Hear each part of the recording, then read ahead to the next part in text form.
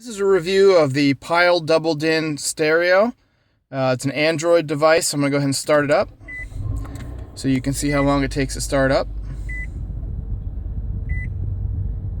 So there's a couple of loading screens. You're supposedly able to switch out this Android logo for your car logo. I haven't seen how to do it yet. So my initial thoughts on this stereo, I bought it off of Amazon. It was $291 when I purchased it. You can get it anywhere from $280 to $300, $310. It's got some interesting. Let me turn down the radio here. It's got some interesting features. So it's Android based, so it's basically like an Android tablet. As you see, I've set it up like here. You can customize,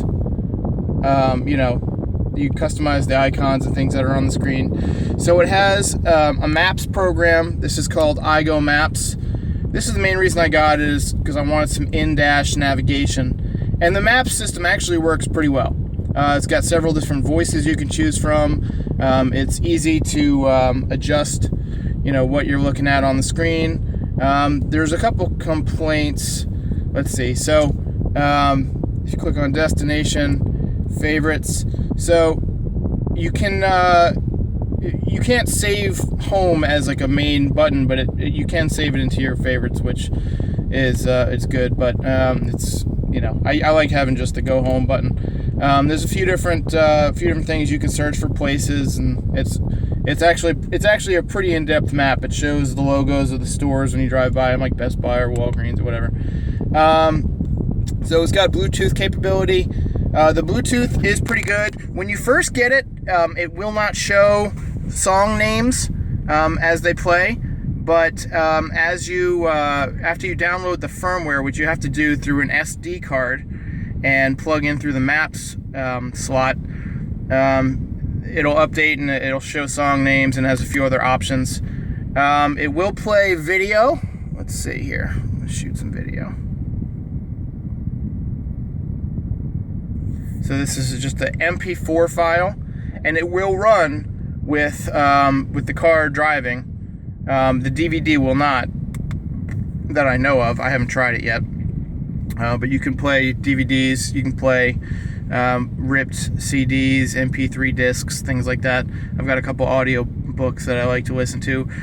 If you tether it to your phone with a Wi-Fi hotspot, you can use Google Maps, which I prefer to use over pretty much any other Maps program. I'm not signed in right now, so I'm gonna go ahead and back out of there.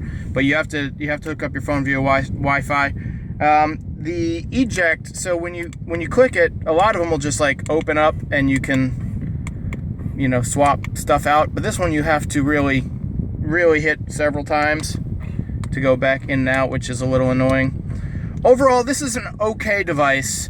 My biggest complaint is it does not work with my Nissan steering devices. There's no way to hook it up.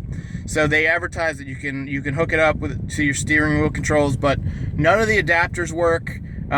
You'd have to wire it manually, and I took it to two professionals who were unable to do it. So I've lost my steering wheel control. So eventually I'm probably going to swap this out and get a Pioneer. If you don't have steering wheel control, this is actually a decent unit. I would prefer to have a knob for volume, as this volume button can be kind of hard to hit. But I will say the weather is very difficult to change. It comes with a weather app standard. I removed it because it is impossible to update. You have to connect it to your Wi-Fi every single time to get it to update, and that's too much of a pain in the ass. But if you're looking for something cheap that has navigation, can do some basic stuff, then this is a good one to go with. If you can afford it, I'd go with the Pioneer or the Kenwood. All right, take care.